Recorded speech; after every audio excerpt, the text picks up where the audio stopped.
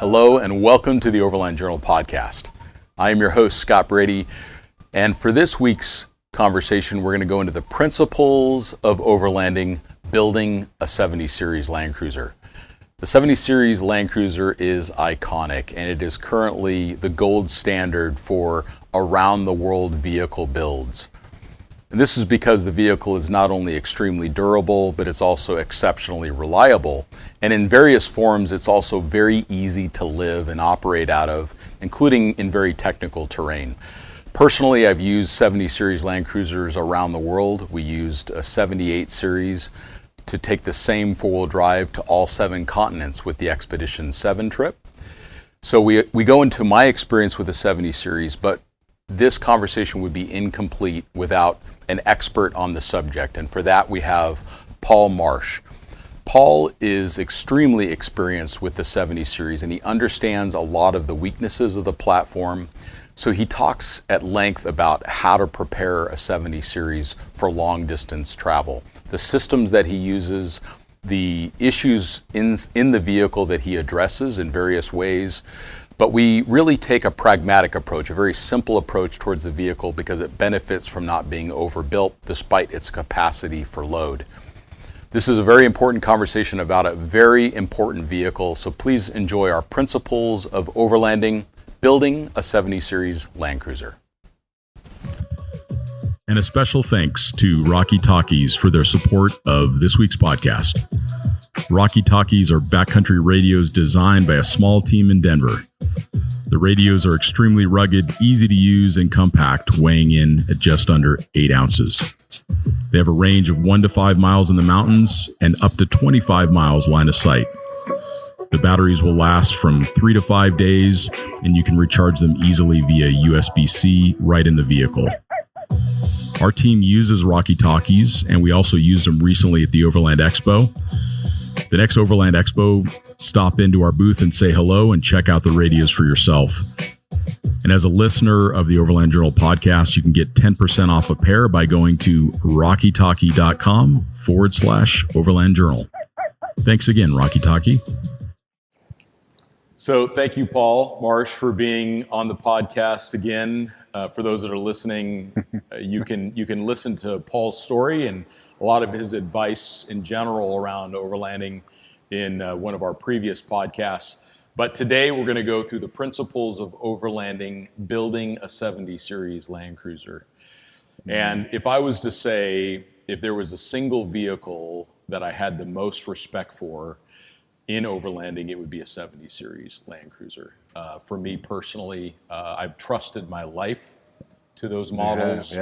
On 7 continents, and I've owned many 70 Series, and they have been a source of joy and dependability and adventure for me throughout the last couple decades. So let's start off with, what was your first experience with a 70 Series that's notable that you remember?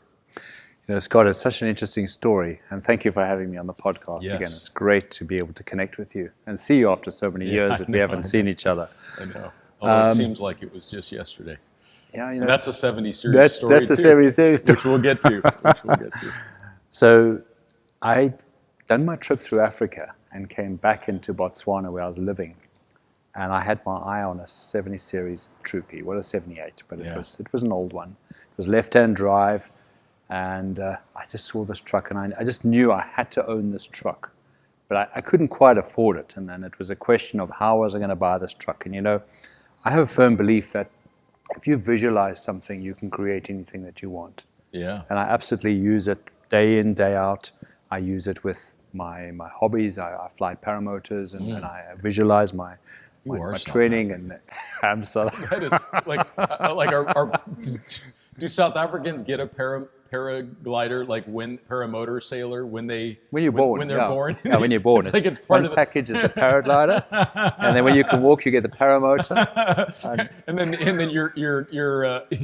you're christened in a cage with a great white or something like that. It's near enough, yeah. And we pretend not to be too rugged. That is so funny. That is such a common thing for South Africans, for sure. It's true, I guess, in a way. But yeah, so visualizing is really powerful. And then this was a dream. I wanted this truck. And a friend of mine who I'd known for a long time, and he said, listen, you know what?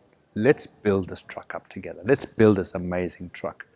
And I've come back from this amazing expedition, 1.5 years, traveling through Africa. And that was in a Hilux, wasn't it? That was in a Hilux, you know. So a Hilux, a simple Hilux, solid axle in the front. Okay, it had all leaf springs. But it was a strong, trusty truck. They're not strong, as in solid for a lot of weight, but it was a reliable vehicle. Sure. You know, what I broke on it was through ignorance and overweight and mistakes I made. But seeing that and knowing that the next truck we could have would need to be something stronger, something that could really just pound those hard roads. You know, when you drive on some of the roads and the corrugations are endless, and you know this poor vehicle's taking an absolute beating. You know, you're looking for a truck that's going to be solid, simple, solid, reliable truck. That's actually, right. if I can put it back to that. And you know, the 70 series has got a lot of value in what they have. I guess the Troopy is one of my favorite trucks. You know, the truck behind us is a Troopy, and we build a lot of Troopies for clients. You know, people can live inside and out of a Troopy. It's such a unique configuration. Yeah. And it was the vehicle that we chose for Expedition 7. Greg and I did. Yeah. And a good choice, really, because I mean, you built that and adapted it to cater for a lot of different scenarios. Yeah. And I think, you know, when I look at all the vehicles that are available, and you know, I have owned a lot of them, different ones, in times in my life.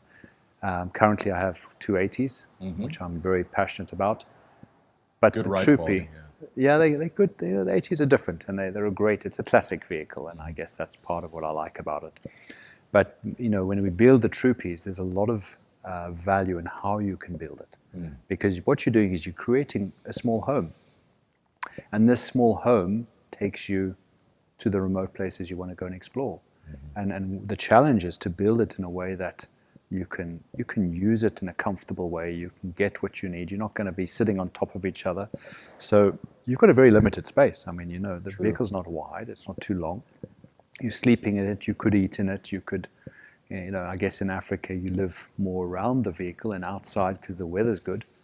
But when the weather's bad, you're confined to the truck. You can find some respite for sure. Yeah.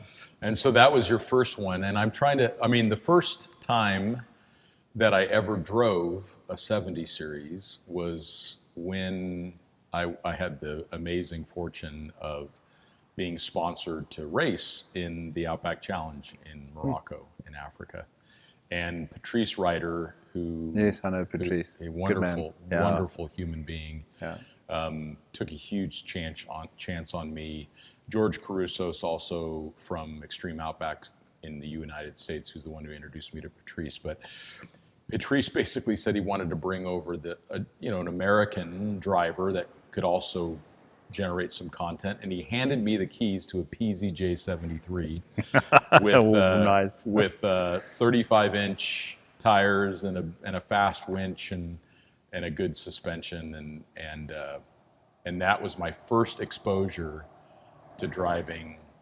And that's capable. And that was in 2006. And it was so early on in my travels. I mean, I had really not traveled to Europe other than when I went there in the military. And I actually just didn't even know if France was right or left-hand drive. I can't remember. I couldn't remember. I didn't know. I just didn't. This was so early days for me. And the things that 70 series endured in race conditions, very technical conditions, you know, technical terrain, winching, everything else like that. Unbelievable how strong they are. And that's the thing. I think, you know, you hit the nail on the head there. They're strong. Yeah. They're strong. They've got a ladder chassis. It's a strong chassis. You know, good engines. The Toyota engines have always been good. Maybe a bit underpowered in certain circumstances, but that's what makes them reliable. They're reliable, You know, you drive to the place and you have probably the best vehicle you could have pondering around the bush. Yeah. And it doesn't take away, you get great vehicles all around, you know. It just in particular, I think if I have to look at Africa as a footprint, and probably Australia too, the Toyota has dominated that platform in a big way. And I think, you know, thanks to Toyota, they've done a lot of work on putting dealerships and supply, but the reality goes down to the reliability. If I spoke to hunters in Africa when I went through Africa on my big trip, the initial one, I was fascinated with the weak points of vehicles. Yeah. So I'd stop off at Toyota dealerships, hunting camps, Sure. wherever I could find, what are the problems on the trucks? And I got to learn what the weaknesses were. Sure. And the 70 series had very few weaknesses. I mean, you'd see them if they were tired, and I find when I see today, tired means half a million kilometers. Yeah. Well, they kind of run in at about 100,000, maybe more, Yeah. And I genuinely mean that, if you take these engines and you drive them, people cringe when you say, I've taken a vehicle of 500,000 kilometers. I'm going to build it into a truck. Yeah. Actually, if it's not burning oil and it's not smoking and do the injectors and put a timing belt and a pump on, it's going to keep going. And they do. They do, yeah. So I think, if you look at sort of the workhorse of Africa, the Land Cruiser has to be one of the vehicles that's very respected in that field. And I believe that a lot of travelers, their primary consideration around a vehicle is reliability. I don't want it to break down on me in the middle of nowhere.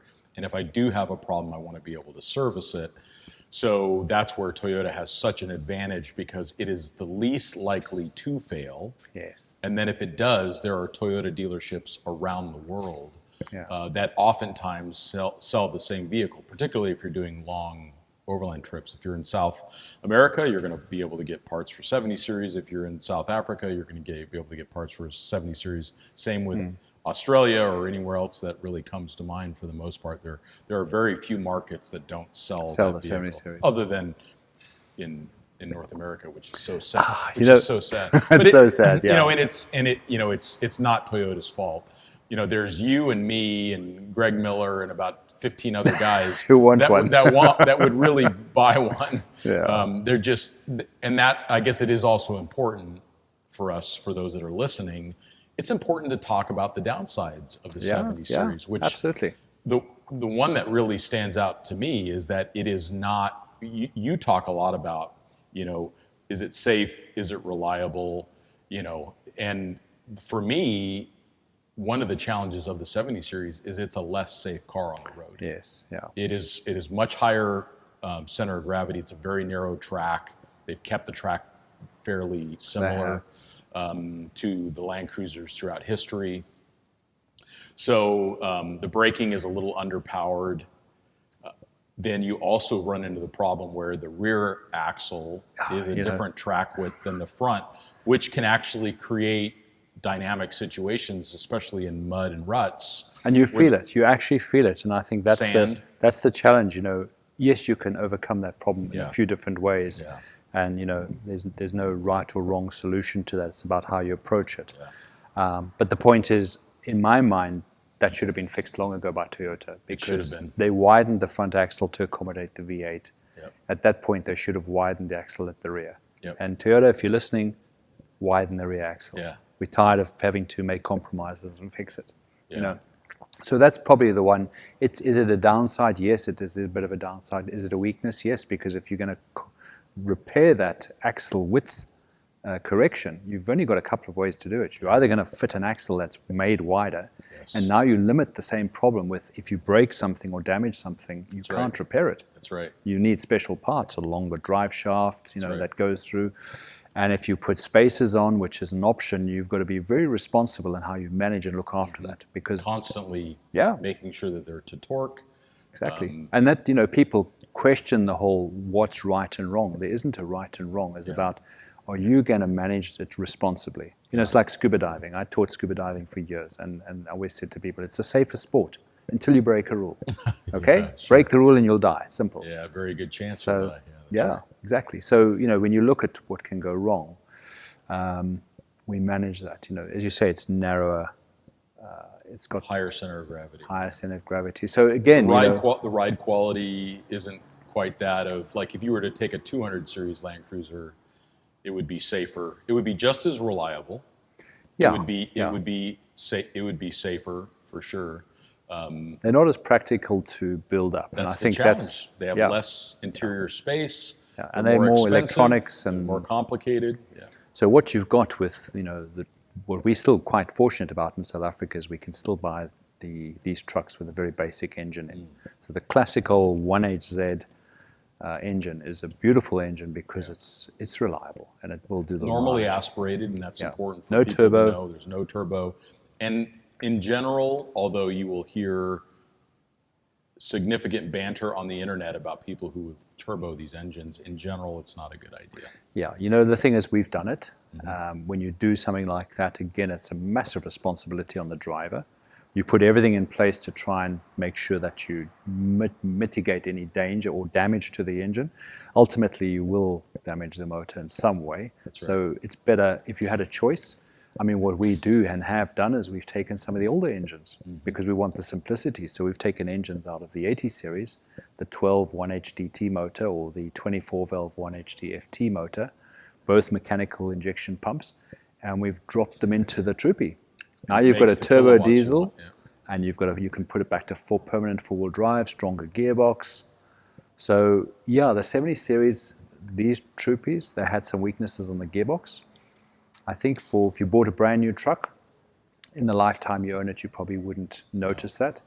If you've bought an old one, we always pull the boxes apart to inspect them, and that's probably when you do the sort of upgrades. Yeah, sure. So when we drove the 78s in Expedition 7, we had a single failure in the entire trip, and it was not a reliability issue. It was actually the brush on the canning stock route actually wore down the wiring on the rear locker solenoid. Yes, it actually ground it down until they shorted out, and it stopped working. So it wasn't even a piece of plastic in 80,000 kilometers and 7 continents with those vehicles. Unbelievable, the reliability of that platform and the interior space, like you talk about, because we slept inside the vehicles. So being able to sit upright inside of a wagon. You also remove the passenger rear doors, which saves weight. It gives the structure better integrity. It actually improves a little bit of security, particularly if you go with a wagon, with a van style. Yeah. Well, it is very much. You've got the two front doors, two doors at the back here. And so you're quite right. You don't have as much accessibility. Yeah. But when you're building a vehicle, these are built for two people. Yeah. So, you're not building it for three or four. And if you are, it's a compromise. So, I've done done it. We had it compromised. Yeah. We kept the rear seats so we could take passengers. And, there isn't, people often ask, what is the most ideal vehicle you could possibly have? There isn't one, okay? Because your needs and the needs. So you've got to learn to be flexible. So, and that also comes in a number of ways. These have 2 fuel tanks, so they're 2 90-liter fuel tanks, which is fantastic. Do you need more fuel than that? You don't. And if you do for one small trip, or one big trip, should we say, take a few jerry cans. Yeah.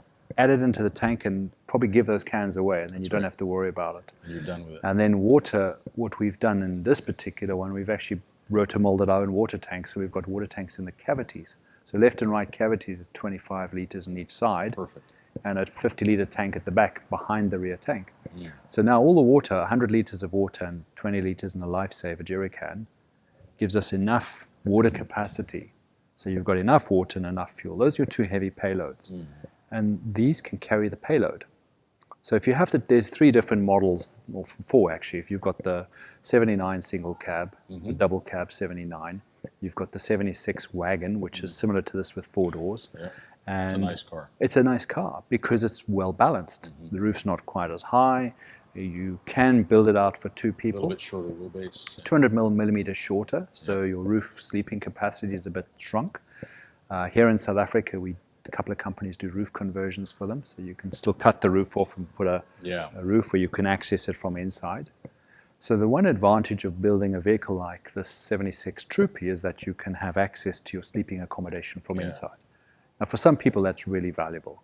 You come down at night, you can have a portaloo in the middle of the aisle. You don't have to get out the truck. You could sit down, you could make a coffee. So that's the one way of looking at it. It definitely, from my experience, it seems to be the most common long trip 2-person platform is the 78. And then you can even get a 70, which is a 2-door short wheelbase. And those are They're super charming. they're great. They're rare to find the old ones. Very rare, super charming. And then for a period of time, they made a mid-wheelbase. So they made a 73 and a 74. Yeah, I raced the 73. I owned a 74 with really? a 13 Okay. BT. Yeah. We drove that for the longest time, right-hand drive. We got it out of Japan. And then they even had the light-duty 70 series. Yes. So they had a 71 Yeah. and a 77. So, no, actually a 78. I had an LJ78. So it had like basically Hilux or 4Runner drivetrain in it, the small 2LTE diesel light-duty 5-speed. It had the heavy-duty Land Cruiser transfer case, but then it had the light-duty Hilux axles. So that was another variant of the 70 series. So there's so many, but if you're looking to buy something used to travel yourself or with one other person, I tend to push people towards the 78. Would you feel like that's... I think for two people, it's probably one of the vehicles that you could take. There's two things to consider, and I'll ask the question to my clients. I go, are you wanting to travel out of Africa? Okay, because if you want to go to South America, you're going to need a turbo motor in some form. Okay, Because of the elevation? Because of the elevation. Yeah. So, if you drive the 1HZ, and we can't in South Africa get the petrol version of these, and we can't get the V8 version of this. Now, I'm not going to knock the V8, but the V8 is a sensitive engine with the fuel quality of fuel you have. So you have to be much more careful with the quality of fuel. That. We would have to change filters much more often. Yeah, you're changing filters more often. You've got to, manage your fuel, check the fuel quality and that. So if they're not traveling to South America, then, the 1HZ is not going to be fast. Right. You're going to know that when you're coming up behind a big truck, you may not have the power to overtake as you'd like, but it's never going to let you down. And the clients we've actually swapped engines out and done those conversions here gives them that extra power, which is very nice, but it's an expense. It's quite an expense. And do you need it? It's a lot of money to add into a car. So I'm very happy to drive the 1HZ naturally aspirated. I just take it a bit longer. It slows me down, Slows me down. And then you kind of don't and rush. That's safer. I mean, those V8 78s, I mean, we were doing the equivalent of 160 kilometers an hour in North American roads. Yeah. And those are checks that chassis may not be able to cash. Yeah. So I actually think that the 1HZ is so well paired. It's well paired for the engine, or for the vehicle, because it's just slows you down. 80 kilometers an hour becomes the new 160. And it's... So, when we look at a truck like this, and there's a new one outside actually for one of our clients, and you look at the new one and then you look at what we've done to it, and the process of going from the basic out of the factory truck to something that's sitting behind us is a fair process. So I break it down into phases. So there's phase one, which you're going to do the exterior bolt-ons.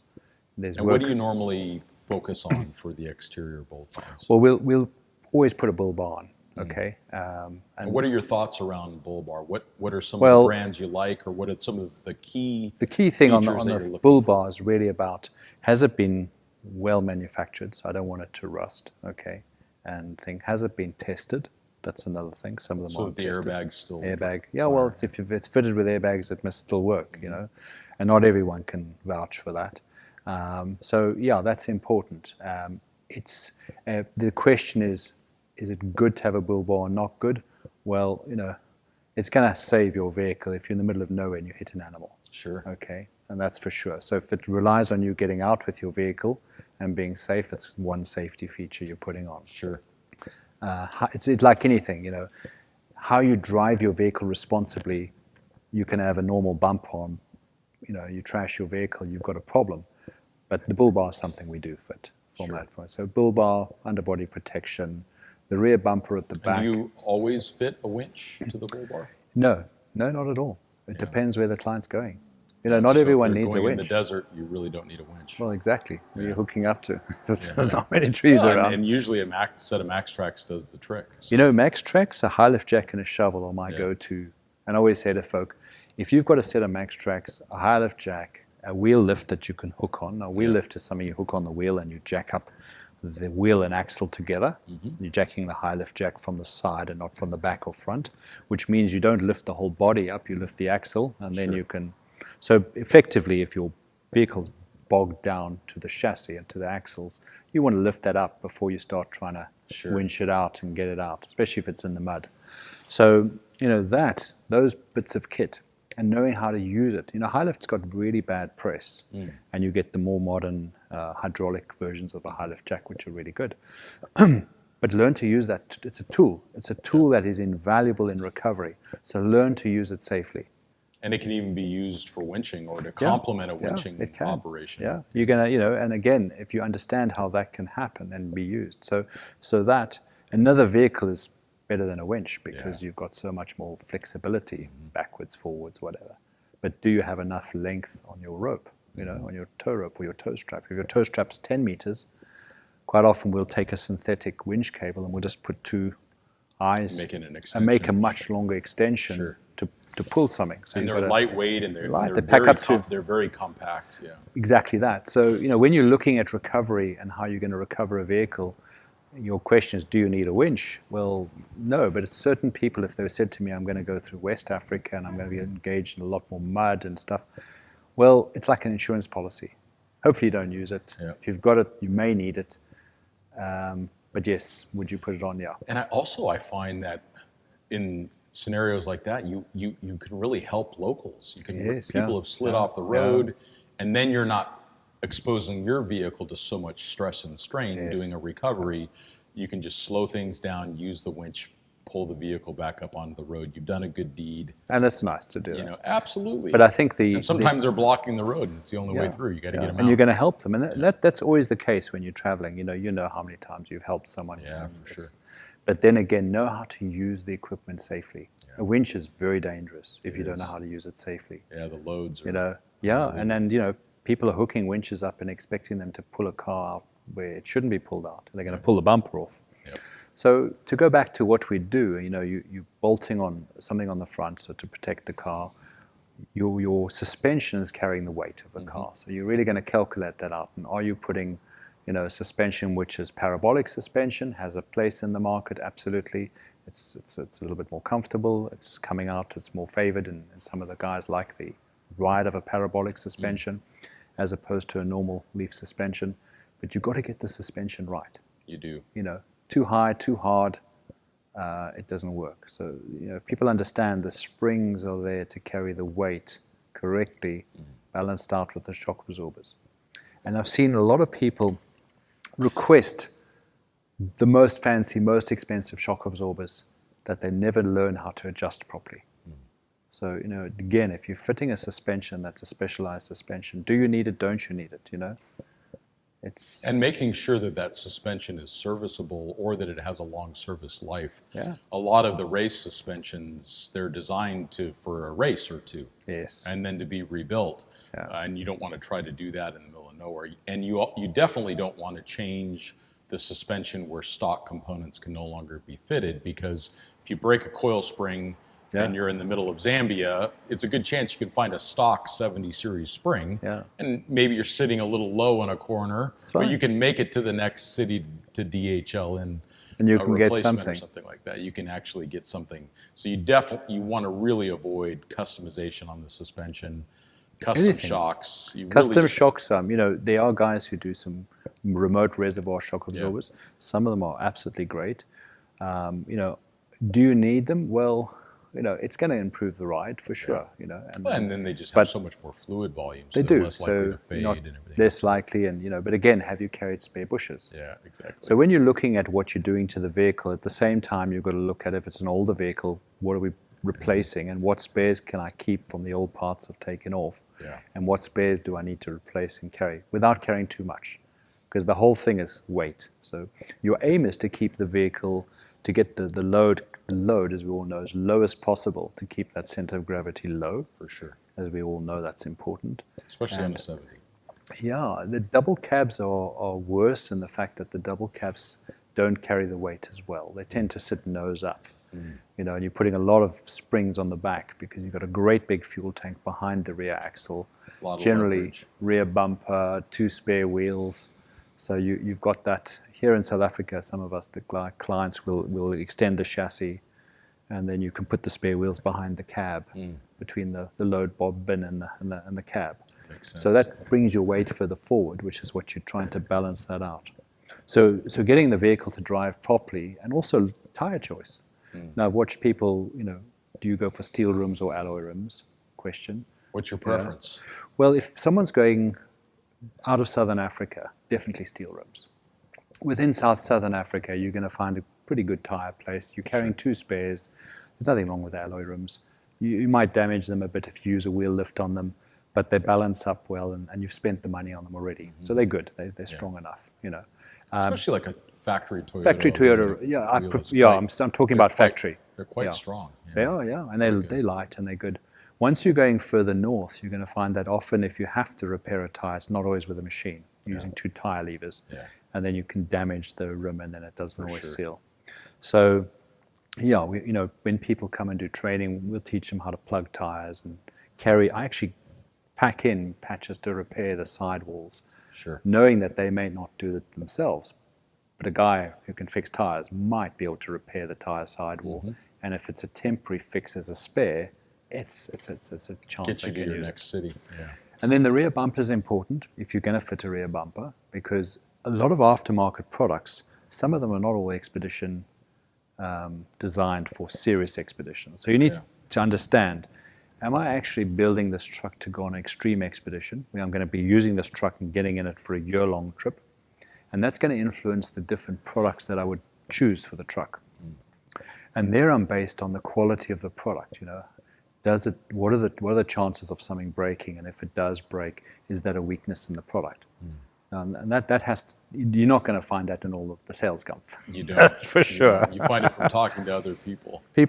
Some people will say, that's the rack I don't want because of this weakness, or you repair it and you just make stronger. Sure. It's also okay. And what's the rear bumper that we have here on this 70? So this is one of my favorite rear bumpers. This is made here locally in South Africa. It's made by GoBX. GoBX is a company I have a lot of time and respect for.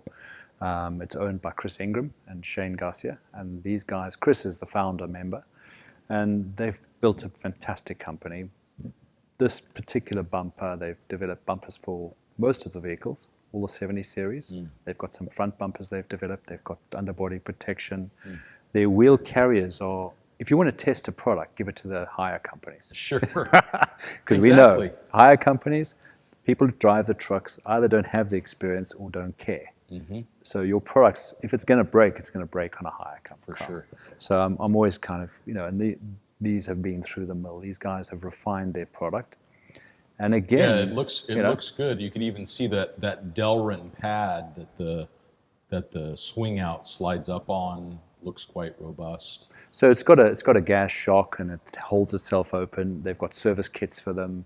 So when I look at products like in South Africa, if it wasn't available in my country, would I import it?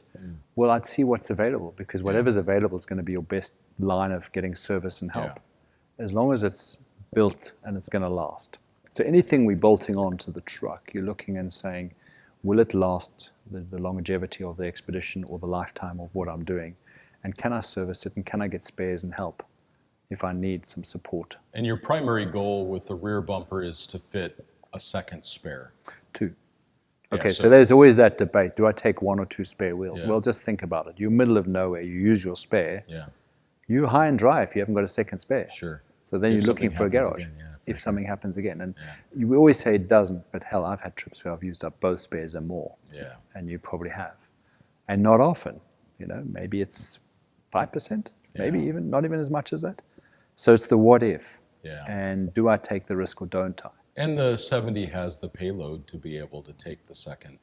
Yeah, it does. It does. Tire. And I think with most vehicles, if you can look at where your balance is on safety, that would be a high criteria for me, that I know I've got good tires and I can repair them. Or I'm going to be prepared to pull the tire with tire levers and fix it and put a tube in to reinflate it if I have to. Yeah, for sure. So that said. And I also really like a front and rear bumper, because one of the realities of traveling in unique places or developing places is that you're in the cities, and getting in accidents happens. Yeah.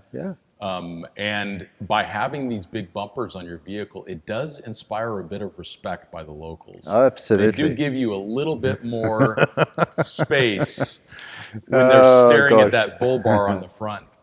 Yeah, that's true. So I think that's one of the other advantages of a bumper is those minor fender benders, or when you're parked along a road and somebody, mismanages the clutch and they roll into the back of your vehicle.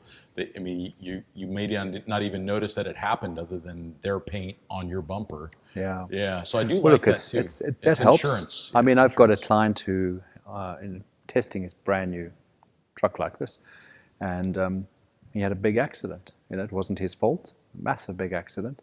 Had it not had a front bull bar, it would have written the car off. And Wow. he just built the car like this. So I don't want to tell you the amount of money spent on it. Right. Off. Test trip before you've started. Wow. So, yeah. Again, we're looking at you taking a truck, which is your home, and you're putting all your safety and everything in there. You want to make sure that it's going to get you there and back. Absolutely. So, talking a little bit more deeply about the 70 series, on the 78, how do you normally like to build out storage, living area? What are some of the key things that you have found works in the 78? So you've got quite a limited space. Okay, so you're trying to maximize everything in there. So it starts off by looking at saying the biggest component that's often going to determine what you need the layout is your fridge, your water. Okay, now on this particular vehicle, as I said, we've got water tanks we've designed and they're in the cavities. So we've taken any water that would normally sit inside the car or under the car, and we've kept that space just for living. So you've removed those side panels, yeah, and you've put water tanks in the water gap. tanks in there. That's clever. Yeah, they've worked well. That's incredibly clever. The rotor molds were designed by a friend of mine who owns a company here who builds the troopies for me. And we've basically he's designed the molds and we've rotor molded the tanks. So they're filled from the rear quarters on each side. Unbelievable. So both tanks can carry 25 liters. And then the plastic tank under the back carries another 50 liters. And do you connect the two together? We or connect all of them fills? together. Got So you can isolate them. It means you can keep 25 liters separate and you can sort your water out. Or and they'll feed from the bottom tank. And then what we've done with that, so that the basic process looks, when I sat down and started the design process, it was like, I built a lot of troopies. What really worked and what didn't work? Yeah.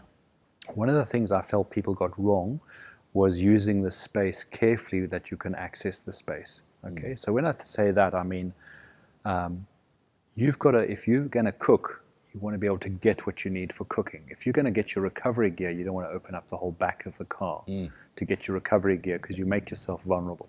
So where am I going to store everything? So everything I took the list of all the kit that we normally put in and figured out where would we put everything. It doesn't help to build a vehicle and then give someone a checklist of what to go and buy. Sure. And they sit there for hours trying to figure out how they're going to pack it. Yeah. And then it becomes a nightmare. So we figured out and said, okay, where's everything going to go? Now, ergonomically, when you sit in the back of the truck, remember we've cut the roof off this truck, and we've put on a roof which pops up to create a tent sleeping area. And when the roof pops up, so does the floor go up, so you can actually stand in the vehicle when you're not sleeping. Sure. Equally, you can put the floor down and you've still got a space at the back that you can climb up to the top or come down, sit down and make a cup of coffee in the tent. Sure. Okay. Now, the You have floor... an early riser Yeah. in the crew. No, it's your wife saying, honey, will you make me a cup of coffee? Sure. That's right. So the other thing that I found is that people build the storage too high, and it's a small space. And if you know ergonomically, or should I say aesthetically, in a small space, you need to keep things low.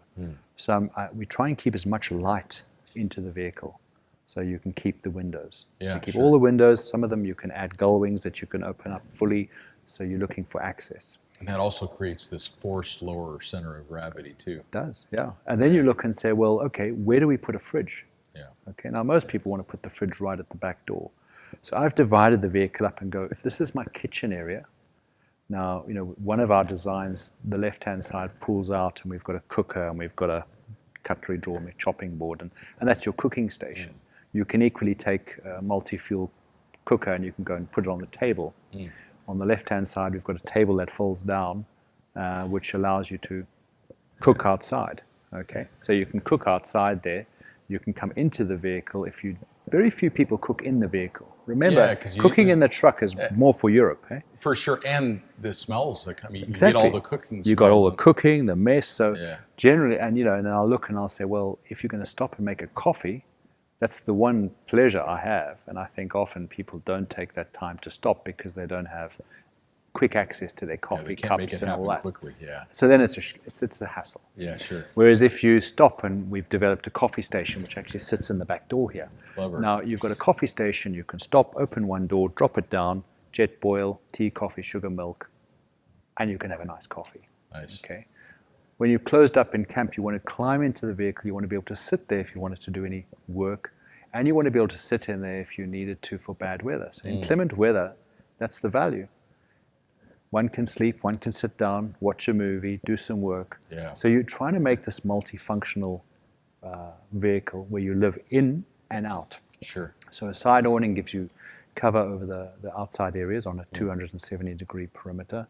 So you've got a bit of shade.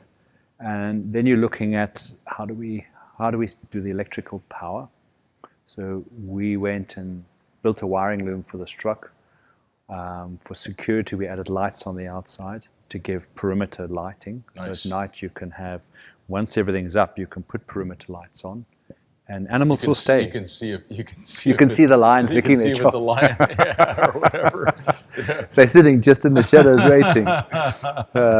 But that's very true. Animals. It's a good perimeter. It is, and it just gives you that one little space to go out and use the loo real quick. So, and that's one fear people have. Yeah. It's like, oh my God, I'm going to go down. The lions are going to eat me. No, they're not. Yeah. So that's understanding. At least that. it's not likely that they will. Leopard, maybe. They're clever. They're clever. They are clever. But the other thing is you get to see some amazing animals at night. And I always say to folk, don't forget that the night animals come out at night. You've got a light or torch you can put on it. Looks stunning. You can catch these animals right in your campsite. Yeah, so incredible. Now, what folk don't think about is sometimes you've got to remove all this kit. And in these designs, we've got air heaters, we've got hot water heaters running off the diesel. But what if you have to take this all out? Yeah. So when it's built, the floor goes down, the floor gets fitted to the floor of the vehicle, and then everything else gets fitted to the floor that you can quickly take out. Yeah. It's modular. Nice. So it's important. So the focus is to modular. So when we sat down and did the designs and Skull cleverly designed everything, the idea was, can we build it in a way that we can modularly do it with a few offerings? Because the biggest challenge you have with any vehicle that you build up custom is that it doesn't get tested until you test it, because it's a brand new build. Sure. It's like a house. You go into your brand new house and you test everything, and hopefully it all works. And if it doesn't, the guy comes back and tweaks it. If you build the same house 7 times, by the 7th rendition, you've got it pretty much right. That's right. So that's exactly what we've done here. Yeah, and it just looks fantastic. The Molly panel for attaching small items in the back, and it just looks, and the floor looks very durable. Yeah, just what a neat setup you've got in there. Yeah. And then, what do you normally like to do for tires? What's your current go-to on a vehicle like this? It's more about what's available, and on the Troopies, the 1HZ is not a massively big engine, so and you're also looking at what's available. So 265, 75, 16. We keep to the 16-inch rims because they're available. Yep. We look at what some people will go 285s because they just look a bit better. Yeah. Okay. It's always a compromise. I think that the 265, 75, 16 has a lot of merit. We ran the 255, 85, 16 mud terrains because we knew we were going to be in so many different conditions in our travels around the world. But I'm also seeing that a lot of the newer vehicles, even in Africa, they're on a 17-inch wheel now. Yeah. So they're a 265/70 R17. Yeah. The thing is, you got more on a 16-inch rim. So you remember, this is a very basic vehicle. Sure. Yeah. So if I have a problem and I go into a hunter's camp or a lodge or something, they'll have likely to have a help or lend me a tire and a rim. So we're always looking at what if scenario, and how can we resolve that? Yeah, and yes, it's not wrong to put taller, narrower tires on. Yeah. It's in fact they're really good. They go good. But how do you replace them? That's what you got to look at. If you need a tire, we were lucky because we had. At one point we had 8 spares. So between how the many 4 did you vehicles, use? well, I didn't have a single flat. Yeah, there in we all go. the travels, but yeah. Look, the mud terrains are great tires. Generally, if someone's going into East Africa and around, I won't use them. No, mud terrains are great tire, as you said, for what you use. They get noisy. Yeah, very noisy. And fuel economy goes down. Yeah. So for West Africa, I think it makes sense, but for definitely. East Africa, not so much. And for most of the world, an all-terrain is just a great choice. It's a good choice Less of tire. fatigue on the driver and better wet weather stopping, handling. Yes. If you get into ice and snow, they perform better than a mud terrain does. When you talked about what are the weak points on the vehicles, again, one of the safety issues is upgrading the brakes. Yeah. And that's something that gets done on all of our trucks. We'll upgrade them. And you've got a number of options you can do to upgrade the brakes. So, I think the important parts is making sure you've gone through the weak points of the vehicle, making sure you've got the safety elements right in the suspension, the tire choice, the upgrades that you need to put in the suspension and get that right. To get the weight in a position where the vehicle feels comfortable to drive, and then again, is the layout where you can access everything. So it's a very fine balance. It is a fine balance, isn't it? So you've probably built hundreds of 70 series Land Cruisers in your 30 years of this profession. What's your favorite model 70 series? What's your favorite? The favorite has to, and all of them are built. I mean, the 78 is really my favorite. I think I just love the fact that if you want to, you can climb in the back, you can be at a waterhole. So it's got, for me, the most amount of flexibility. Yeah, for sure. And I think that's probably the real option, that I can sleep in the truck without the roof up. I can climb in the back at a waterhole. It's, And if you were to give people advice on what are the top 3 things that they need to make sure that they do for that 78, what's the top 3 items that they need to on any model of 78? Yeah. I think get the suspension right. I've seen too many people with the suspension is not right, and choose a suspension that you can get spares and components for. That's really important. Your layout.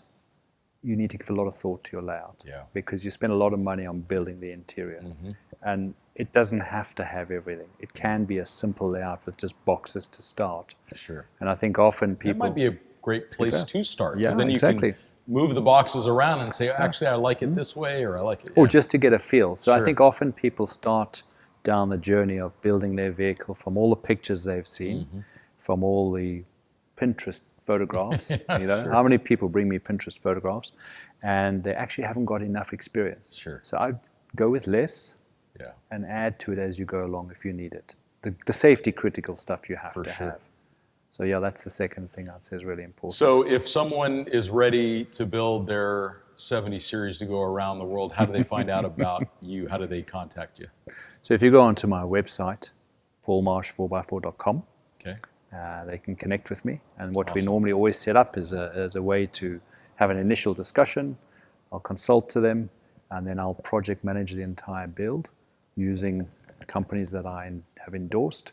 And then what we'll do is we'll make sure that the car can be from purchase to when they go with training, so they feel confident to go. That's the aim of what we supply. I've used your help in the past. We built the 78 series for Greg and me to take to Antarctica, and we somehow managed to shoehorn some 38s on there for a short period of time.